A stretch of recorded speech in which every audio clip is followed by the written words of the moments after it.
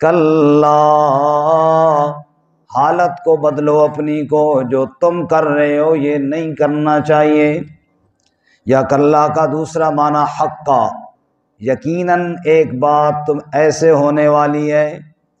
کون سی بات؟ فرمایا اذا دکت الارض دکن دکا، جب زمین کو کوٹ کوٹ کر ٹکڑے ٹکڑے کر دیا جائے گا۔ جس زمین کے ٹکڑے کی خاطر تم آپس میں لڑتے ہو، جس زمین کے کیس تم کرتے ہو، جس زمین کی وجہ سے بھائی بھائی کا دشمن بن گیا، پڑوسی پڑوسی کا دشمن بن گیا، جس جائیداد کی وجہ سے رشتے ٹوٹ گئے، جس زمین کی وجہ سے تعلق چھوٹ گئے، اذا دکت الارض دکن دکا، ایک وقت آنے والا ہے اس زمین کو ٹکڑے ٹکڑے کر دیا جائے گا، تہس نہس کر دیا جائے گا۔ وجاء ربک والملک صفا صفا، یہ کون سا دن ہوگا جب تیرا رب کرسی عدالت پر ہوگا، کما یلیق لشانہ، جیسے اللہ کی شان ہے، وہ کیفیت ہمارے علم میں نہیں۔ وجاء ربک، تیرا رب وہ فیصلہ کرنے والا ہوگا، والملک صفا صفا، اور فرشتے بھی سارے قطار کے اندر کھڑے ہوئے ہوں گے۔ جناب رسول اللہ صلی اللہ علیہ وسلم نے ارشاد فرمایا قیامت کا دن بڑا ہولناک ہے۔ سیدہ عائشہ صدیقہ رضی اللہ تعالی عنہا نے سوال کیا، یا رسول اللہ کیا قیامت والے دن آپ اپنے گھر والوں کو یاد رکھیں گے یا نہیں؟ حضور نے فرمایا عائشہ 3 موقع ایسے ہیں کوئی کسی کو یاد نہیں رکھے گا۔ نمبر 1 فرمایا عند المیزان، جب میزان نصب ہوگا اور ترازو پر نیکیاں اور برائیاں تولی جا رہی ہوں گی، ہر ایک کی باری آئے گی، ترازو لگا ہوا ہے، میزان قائم ہو چکا ہے، ادھر نیکیاں رکھی جا رہی ہیں، ادھر برائیاں رکھی جا رہی ہیں۔ رحمت کائنات صلی اللہ، آپ نے ارشاد فرمایا عائشہ اس وقت میزان کے وقت کوئی کسی کو یاد نہیں کرے گا جب تک کہ یہ یقین نہ ہو جائے کہ میرا نیکیوں کا پلڑا بھاری ہو گیا ہے۔ اللہ ہم سب کو وہاں پر رسوائی سے محفوظ فرمائے۔ اور نمبر 2 فرمایا عائشہ وعند الصراط، پل صراط سے جب گزر رہے ہوں گے، وَإِن مِّنكُمْ إِلَّا وَارِدُهَا كَانَ عَلَىٰ رَبِّكَ حَتْمًا مَّقْضِيًّا، تیرے رب نے پکا فیصلہ کیا ہے، سب نے پل صراط کے اوپر سے ضرور گزرنا ہے۔ ثُمَّ نُنَجِّي الَّذِينَ اتَّقَوْا وَنَذَرُ الظَّالِمِينَ فِيهَا جِثِيًّا، پھر تقوی والے پار ہو جائیں گے، ظالم جہنم کے اندر گرا دیے جائیں گے۔ عائشہ جب پل صراط سے گزرنے کا وقت آئے گا تب کوئی کسی کو یاد نہیں کرے گا۔ اور نمبر 3 فرمایا اعمال ناموں کی تقسیم کے وقت جب اعمال ناموں کے لیے بلایا جائے گا، فلاں کا بیٹا آ جائے، فرمایا جب تک یہ معلوم نہ ہو جائے دائیں ہاتھ میں ملتا ہے کہ بائیں ہاتھ میں، تب تک کوئی کسی کو یاد۔ اللہ تعالیٰ ہم سب کو دائیں ہاتھ میں اعمال نامہ نصیب فرمائے۔ فرمایا وجاء ربک، اس وقت امر صرف تیرے رب کا ہوگا، والملک صفا صفا، فرشتے بھی قطار میں کھڑے ہوئے ہوں گے۔ اور دوسری جگہ اللہ نے فرمایا لا یتکلمون الا من اذن له الرحمن وقال صوابا، کوئی کلام نہیں کرے گا، کوئی بات کرنے کی ہمت نہیں رکھے گا، وہی بات کرے گا جس کو میرا اللہ اجازت دے گا۔ وقال صوابا، پھر بات بھی درست کرے گا، اللہ کی مرضی کے خلاف کوئی بات نہیں کرے گا۔ اور آیت الکرسی میں ہم کیا پڑھتے ہیں من ذا الذی یشفع عنده الا باذنہ، کون ہے جو اس کے آگے سفارش کر سکے؟ ہاں اس کی اجازت کے ساتھ تو کوئی بولے گا، بغیر اجازت کے کوئی بول۔ فرمایا والملک صفا صفا، فرشتے بھی قطار کے اندر کھڑے ہوئے ہیں۔ وجیء یومئذ بجہنم، اور اس دن جہنم کو لایا جائے گا۔ رحمت کائنات حضور اقدس صلی اللہ علیہ وسلم نے ارشاد فرمایا جہنم کو لایا جائے گا محشر کے میدان میں، اور 70 ہزار لگامیں ڈال کر لایا جائے گا، اور ہر لگام کو قابو کرنے کے لیے ہزاروں فرشتے موجود ہوں گے۔ اس سب کے باوجود جہنم چیخے گی، جہنم دھاڑے گی، اور اس وقت یہ ہوگا ہر بندہ لرز جائے گا، ہر بندہ کانپ جائے گا، اور اس وقت منکرین قیامت سے اللہ پوچھیں گے تم کہتے تھے نا یہ قیامت کوئی نہیں، تم کہتے تھے نا جہنم کوئی نہیں، اب بتاؤ ہے جہنم یا کوئی نہیں ہے؟ اللہ فرماتے ہیں وجیء یومئذ بجہنم، اس دن جہنم کو لایا جائے گا اور مجرموں کو اس میں دھکیلا جائے گا۔ اور سورہ قاف میں اللہ فرماتے ہیں یوم نقول لجہنم هل امتلأت وتقول هل من مزید، جب ہم جہنم سے پوچھیں گے تو بھر گئی کہ کوئی نہیں، وہ جواب میں کہے گی هل من مزید، اور بھی کوئی ہیں تو ان کو بھی لے آؤ۔ اللہ ہم سب کو جہنم سے بچائے، اللہم اجرنا من النار۔ ہاں جب یہ منظر ہوگا کہ رب کے سامنے پیش ہونا ہوگا، اور ہم نے پڑھا روزانہ ہر رکعت میں پڑھتے ہیں مالک یوم الدین، قیامت کے دن کا مالک کون ہے؟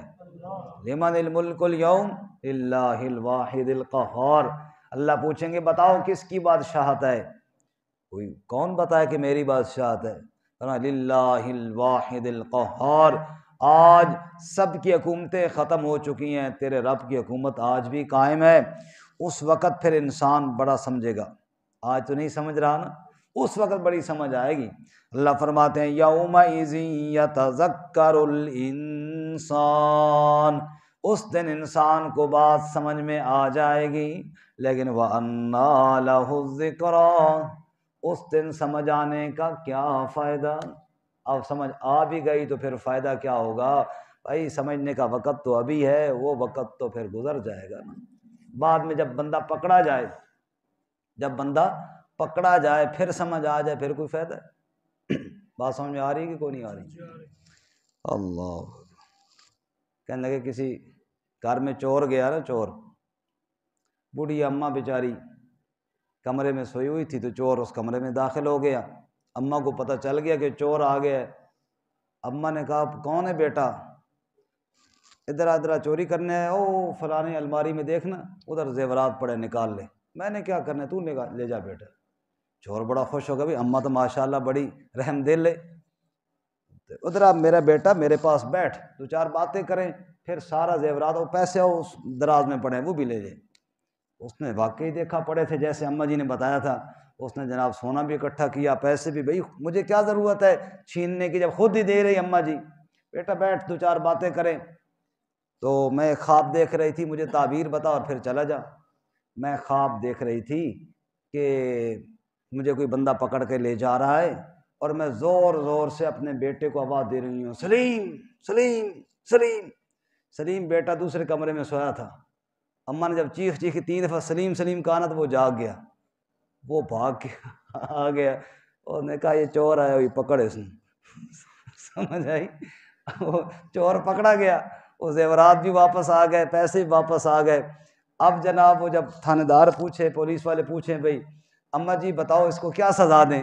اماں کہے نہیں اب اس کو معاف کرتے ہیں، بس اس کو بہت ہو گیا اس کے ساتھ۔ وہ چور کہے نہیں جی نہیں، مجھے معاف نہ کرو، مجھے لتر مارو، مجھے اور مارو۔ نے کہا کیوں جی؟ انہوں نے کہا اس لیے مجھے مارو تاکہ میں آئندہ یقین رکھوں کہ میں چوری کرنے گیا ہوں، تعبیریں بتانے میں معبر بن کے نہ جاؤں، میں چور بن کے جاؤں۔ تو جب بندہ پکڑا جائے پھر تو سمجھ آ جاتی ہے، لیکن پھر سمجھنے کا فائدہ کوئی نہیں ہے نا۔ اس سے پہلے بات بندہ سمجھے کہ میں کس کام کے لیے آیا ہوں۔ دنیا میں تو آیا ہے انسان اللہ کی عبادت کے لیے، دنیا میں تجھے سمجھ کوئی نہیں آئی۔ جب فرشتے ہتھکڑی لگا لیں گے، اللہ فرماتے یومئذ یتذکر الانسان، جب پکڑا گیا کہنا اب مجھے ساری بات سمجھ آ گئی، ارے بابا اب تیرے سمجھنے کا کیا فائدہ؟ وَأَنَّىٰ لَهُ الذِّكْرَىٰ، اللہ کہتا ہے اب تیرے سمجھنے کا کوئی فائدہ ہی نہیں ہے، یہ بات پہلے تجھے سمجھنی تھی، تو آیا کیوں ہے؟ آنے کا مقصد بندہ پہلے سمجھتا ہے اور پھر بعد میں سمجھنے کا کوئی فائدہ۔ اس وقت جب سمجھ آئے گی تو پھر کیا کہے گا؟ پھر حسرت اور افسوس اور کچھ نہیں۔ یقول یا لیتنی قدمت لحیاتی، پھر افسوس کر کے کہے گا یا لیتنی، ہائے افسوس مجھ پر، قدمت لحیاتی، کاش کہ میں اپنی اس زندگی کے لیے کوئی آگے چیز بھیج دیتا۔ آج لوگ کہتے ہیں نا، میرے سمیت ہم سب کی یہی حالت ہے، بس جناب کوئی تھوڑے پیسے جمع کر لو کام آئیں گے، کوئی اوکھے ویلے دا پتہ نہیں ہوتا، مشکل وقت کا پتہ نہیں ہوتا، کوئی چیز جمع کر لیں کام آئے گی۔ اس وقت کہے گا کاش اس وقت کے لیے میں نے کوئی جمع کر لیا ہوتا، اصل تو اوکھا وقت یہ آ گیا جب میرے پاس نیکی ہی کوئی نہیں ہے، جب میرے پاس جہنم سے چھٹکارے کا سامان ہی کوئی نہیں ہے۔ اللہ اکبر، فرمایا اس دن پتہ چلے گا۔ یقول یا لیتنی قدمت لحیاتی، اس وقت افسوس کر کے کہے گا ہائے افسوس میں اپنی زندگی کے لیے کوئی آگے بھیجتا تو کیا خوب ہوتا۔ اللہ فرماتے ہیں فَيَوْمَئِذٍ لَا يُعَذِّبُ عَذَابَهُ أَحَدٌ۔ لوگوں تم نے بڑی بڑی ماریں دیکھی ہوں گی، لوگ کہتے ہیں فلاں پولیس والے سخت ہیں، فلاں پولیس والے سخت ہیں، اللہ فرماتے ہیں رب کی مار سے زیادہ سخت مار کسی کی نہیں، اللہ ہم سب کو محفوظ فرمائے۔ فَيَوْمَئِذٍ لَا يُعَذِّبُ عَذَابَهُ أَحَدٌ، اللہ کے عذاب جیسا کوئی ایک بھی عذاب نہیں دے سکتا، اللہ کی مار جیسی کسی کی مار کوئی نہیں۔ وَلَا يُوثِقُ وَثَاقَهُ أَحَدٌ، اور اللہ کے باندھنے جیسا کسی کا باندھنا نہیں، اللہ کے پکڑنے جیسا کسی کا پکڑنا نہیں ہے۔ اللہ تعالیٰ جیسے پکڑ کر مجرم کو سزا دلوائیں گے، اس کی مثال دنیا میں نہیں ملتی۔ اللہم اجرنا من النار۔ تو ایک طرف تو یہ بد نصیب ہوگا جو چیخ رہا ہے، چلا رہا ہے، ہائے ہائے کر رہا ہے، کاش میں نے اس زندگی کے لیے کوئی بھیجا ہوتا۔ اور سورہ فرقان میں اللہ فرماتے ہیں، کہے گا یا ویلتا لیتنی لم اتخذ فلانا خلیلا، اے کاش میں نے دنیا میں اس فلاں بے ایمان کو دوست نہ بنایا ہوتا جس نے مجھے اللہ کے دین سے دور کر دیا۔ لقد اضلنی عن الذکر بعد اذ جاءنی، اللہ کی نصیحت میرے پاس آئی تھی، میں نے اس کی طرف دھیان ہی کوئی نہیں کیا، میں نے اس کے منہ موڑے رکھا۔ آج زندگی گزر گئی ہے اور شیطان کے پیچھے لگ کر گزر گئی ہے، قرآن کے قریب کوئی نہیں گیا۔ اس وقت افسوس کرے گا لیکن افسوس کسی کام کا نہیں ہوگا۔ ایک طرف تو یہ طبقہ ہے جو افسوس کر رہا ہے، چیخ رہا ہے، اس کے لیے جہنم ہے، اور دوسری طرف خوش نصیب لوگ ہیں۔ یا ایتھا النفس المطمئنہ، اللہ فرماتے ہیں اے اطمینان والی روح، پاک روح، اطمینان والی روح، اور روح کا اطمینان اللہ کے ذکر کے ساتھ ہے۔ الا بذکر اللہ تطمئن القلوب، اللہ فرماتے ہیں میرے ذکر کے ساتھ دلوں کا اطمینان ہے۔ کہو سبحان اللہ۔ اس سبحان اللہ کی قیمت تمہیں اس وقت پتہ چلے گی کہ جناب کتنا بڑی قیمتی چیز تھی جو ہمیں کہہ کہہ کے ترلائی میں مولوی صاحب تھک جاتا تھا اور ہم آگے سے نہیں کہتے تھے۔ کہو ذرا سارے سبحان اللہ۔ اس وقت جا کے پتہ چلے گا جب ضرورت پڑے گی تو۔ اس لیے رسول اللہ صلی اللہ علیہ وسلم نے ارشاد فرمایا لوگو جنت تو چٹیل میدان ہے، اللہ کا ذکر جو ہے یہی اس کے پھل پھول ہے، جتنا زیادہ یہاں پہ ذکر اذکار کرو گے اتنا ہی زیادہ تمہاری جنت آباد ہوگی۔ تو فرمایا اطمینان والی روح جو اللہ کے ذکر کے ساتھ مطمئن ہے۔ اور یہ بات یاد رکھیں کہ دنیا میں بھی اللہ اپنے بندوں کو اطمینان عطا فرماتا ہے۔ اللہ کی قسم امیہ جو حضرت بلال پر ظلم کرتا تھا، اتنا اطمینان اس کو نہیں تھا جتنا آگ پہ لیٹے ہوئے بلال کے دل میں اطمینان تھا کہ اطمینان دینے والی ذات تو اللہ کی ہے نا۔ یا ایتھا النفس المطمئنہ، اے اطمینان والی روح، ارجعی الی ربک راضیۃ مرضیہ، تو اپنے رب کی جانب لوٹ جا، اللہ تجھ سے راضی اور تو اللہ سے راضی ہو جا۔ سبحان اللہ، کتنا بڑا انعام ہے۔ یعنی کہ ایک فقیر تھا، سردیوں کا موسم تھا، جیسے آج کل سردی زیادہ ہے، ٹھنڈ کا موسم تھا، بیچارے کے پاس گھر بار کوئی نہیں، بستر کوئی نہیں تھا، تو تندور میں جہاں روٹی پکاتے تھے تو انتظار کرتا رہا۔ 12 بجے تندور والے نے چھٹی کی تو وہ جا کے تندور کے اندر پہلے اوپر بیٹھا رہا، جب کچھ گزارا تھا، جب آگ بجھ گئی تو اندر گھس گیا، تو اس نے رات تندور میں گزار لی۔ صبح سویرے بادشاہ اپنے محل سے نکلا واک کرنے کے لیے، وہ تندور سے نکل کے بیچارہ گیا تھا، نماز پڑھ کے آ رہا تھا۔ ظاہر بات ہے جس نے رات راکھ میں اور تندور میں گزاری ہے، جسم پہ کپڑوں پہ مٹی اور راکھ لگی ہوئی تھی۔ بادشاہ نے اس کو دیکھا، بادشاہ نے پوچھا کپڑے بڑے گندے کیتے نو فقیرہ؟ اس نے کہا جی بادشاہ سلامت، یہ تندور میں رات گزاری، بستر تھا کوئی نہیں۔ بادشاہ کہنے لگا اچھا پھر سنا تیری رات کیسی گزری پھر تندور میں؟ اس نے کہا بادشاہ سلامت، کچھ حصہ تو آپ کی طرح گزرا اور کچھ حصہ الحمدللہ آپ سے بھی بہتر گزارا ہے۔ بادشاہ زور سے ہنسا اور کہنے لگا صرف غریب نہیں پاگل بھی ہے ساتھ، کہہ رہا ہے بادشاہ سے بھی بہتر وقت گزارا تندور میں۔ انہوں نے کہا کس طرح، میری طرح کس طرح اور مجھ سے بہتر کس طرح؟ اس نے کہا بادشاہ سلامت، رات کا کچھ حصہ سو کر گزارا آپ نے بھی اور میں نے بھی، وہ تو ہو گیا برابر، کیونکہ جب بندہ سو جائے اس کو کیا پتا میں راکھ پر پڑا ہوں یا محل کے بستر پر پڑا ہوں، سوئے ہوئے کو کیا پتا، یہ حصہ تو ہو گیا میرا اور آپ کا برابر۔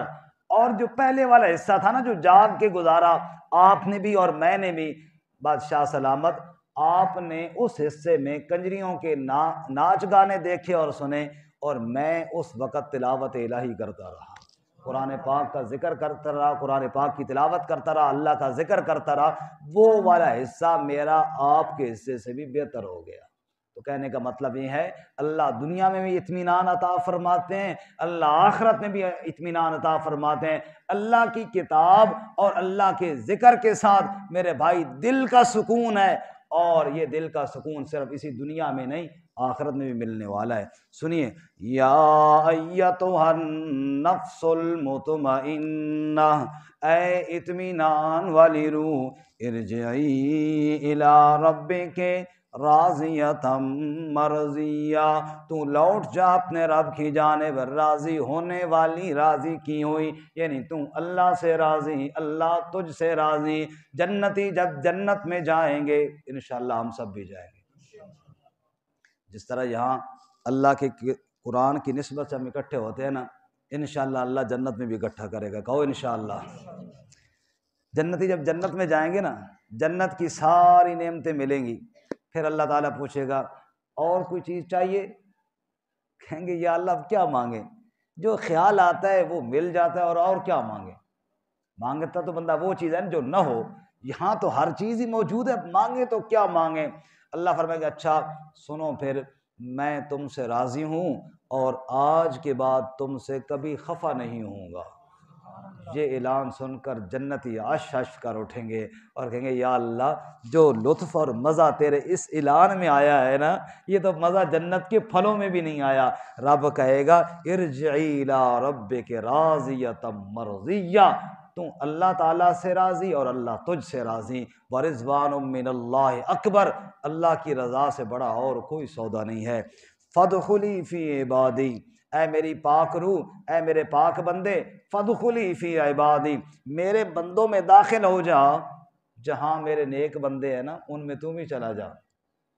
من یطع اللہ والرسول فاولئک مع الذین انعم اللہ علیہم من النبیین والصدیقین والشہداء والصالحین وحسن اولئک رفیقا، جس نے اللہ تعالیٰ کی اطاعت کی اور اس کے رسول صلی اللہ علیہ وسلم کی اطاعت کی، اللہ اس کو انبیاء، صدیقین، شہداء اور صالحین کی رفاقت عطا فرمائے گا۔ وحسن اولئک رفیقا، اس سے بڑھ کر اچھی اور تو کوئی رفاقت ہو نہیں سکتی، اللہ ہمیں نصیب فرمائے۔ فادخلی فی عبادی، میرے بندوں میں داخل ہو جا، تم ہی انہیں پاک لوگوں کی جماعت میں داخل ہو جا، وادخلی جنتی یعنی میری جنت میں داخل ہو جا، اپنے اصلی گھر میں چلا جا۔ پوری صورت کا خلاصہ ایک دفعہ پھر نظر دوڑا لیجیے۔ سورہ مبارکہ کی ابتدا میں اللہ تعالیٰ نے مقدس اوقات کی قسمیں کھائی تھیں، جیسے فجر کا وقت، جیسے 10 راتیں، رمضان کی آخری 10 راتیں، یا ذوالحجہ کی یا محرم کی۔ اسی طرح مخلوق اور خالق کا تعلق، رات کا آخری وقت، فرمایا ان قسموں میں، ان اوقات میں عقل والوں کے لیے بڑا خوبصورت سبق ہے کہ ان اوقات میں اللہ کو یاد کرنا چاہیے۔